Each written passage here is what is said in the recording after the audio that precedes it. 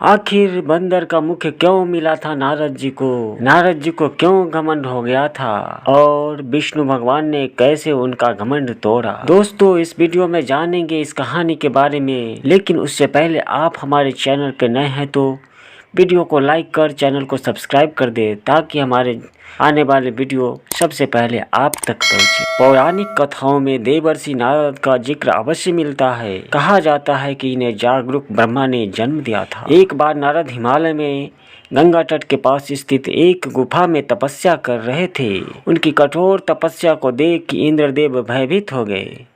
उन्हें डर लगने लगा कि कहीं नारद तपस्या से उनका सिंहासन ना छीन ले। इसलिए इंद्र ने कामदेव को धरती पर भेजा और नारद की तपस्या भंग करने के लिए कहा। कामदेव धरती पर आए और नारद जी के चारों ओर मनमोहक कृत्रिम वातावरण बनाया। चारों तरफ सुगंधित फूलों की महक छा गई। बसंत ऋतु का मौसम आ गया।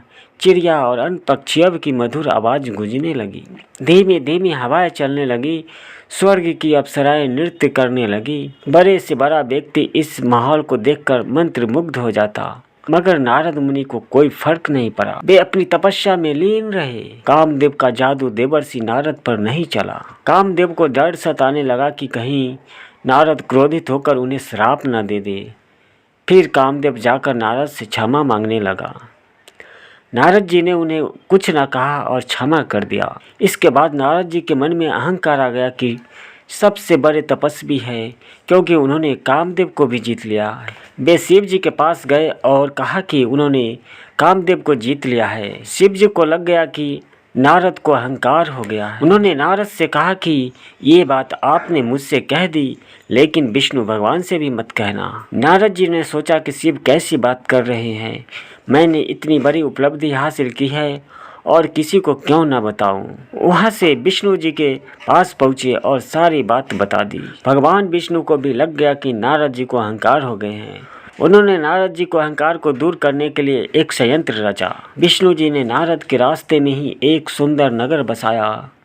वहाँ के राजा की एक सुंदर कन्या थी जिसका नाम विश्व मोहिनी था। विष्णु जी ने उसके स्वयंवर की कहानी रची। नारद जी को भी इस स्वयंवर के बारे में पता चला। वहाँ राजकुमारी को देखकर मोहित हो गए। उसकी सुंदरता के सामने नारद जी अपनी सारी तपस्या भूल बैठे। उन्होंने तुरंत विष्णु जी का आह्वान किया। विष्णु जी ने नारद के समक्ष प्रकट हुए। नारद ने विष्णु जी से कहा कि वे इन्हें इतना सुंदर रूप दे कि स्वयंवर में राजकुमारी उन्हें ही चुने।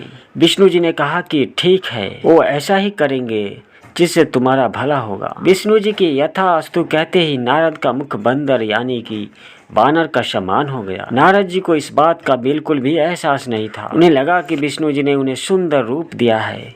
वे खुशी खुशी स्वयंवर में चले गए। जैसे ही स्वयंवर में पहुंचे, हर कोई देखकर उन्हें हंसने लगा। नारद जी का माजरा समझ में नहीं आया। बाद में भगवान विष्णु स्वयं वहां प्रकट हुए और विश्व मोहिनी ने उनके गले में वरमाला डाल दी। यह देखकर नारद जी को बहुत क्रोध आया। तब विश्व मोहिनी ने हंसकर कहा कि नारद जी, एक बार दर्पण में अपना मुख तो देखिए। नारद जी ने वहां जलाशय में अपना मुख देखा तो वानर मुख नजर आया। उन्हें बहुत क्रोध आया और उन्होंने विष्णु भगवान को श्राप दे दिया कि जैसे मैंने नारी का वियोग सहन किया है, उसी प्रकार आपको भी पत्नी का वियोग सहन करना होगा। जब विष्णु की माया समाप्त हुई तो नारद मुनि का अहंकार खत्म हो गया। उन्हें अपनी गलती का एहसास हुआ। देवर्षि नारद ने विष्णु भगवान से क्षमा मांगी।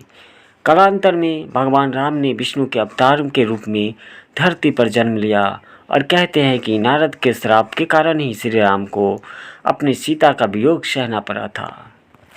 दोस्तों, इस वीडियो को देखने के लिए बहुत बहुत धन्यवाद।